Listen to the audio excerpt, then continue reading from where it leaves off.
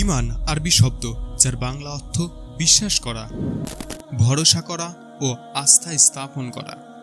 ইসলামী শরিয়াতের পরিভাষায় ঈমান হলো আল্লাহ তাআলা ও তার গুণাবলীকে রাসূল সাল্লাল্লাহু আলাইহি সাল্লামের উপর আনীত বিষয়বলির উপর অন্তরে বিশ্বাস করা, মুখে স্বীকার করা এবং সেই অনুযায়ী আমল করা। অন্য কথায় ঈমান হলো আল্লাহ মহানকে এক ও অদ্বিতীয় জানা, তার আদেশ নিষেধ মেনে চলা এবং নবীজি সাল্লাল্লাহু আলাইহি সাল্লামের প্রেরিত রাসূল হিসেবে বিশ্বাস করা, তাকে অনুসরণ করা।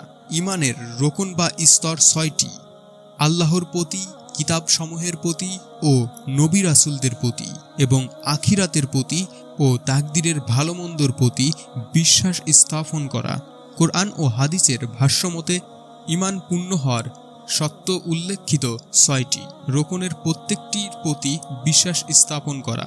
যদি এর কোনো একটি বা একাধিক স্তরকে অস্বীকার করে তাহলে তার ঈমান থাকবে না।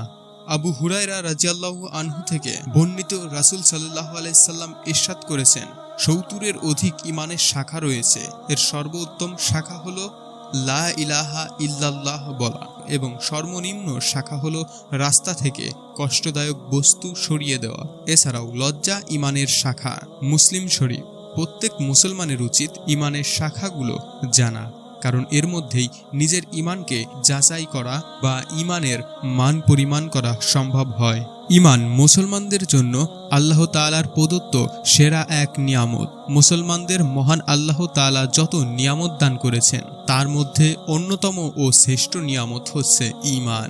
আমাদের উচিত ঈমানের নিয়ামত লাভের জন্য মহান প্রভুর শুকরিয়া জ্ঞাপন করা এবং ঈমানের দাবি পূরণ করা।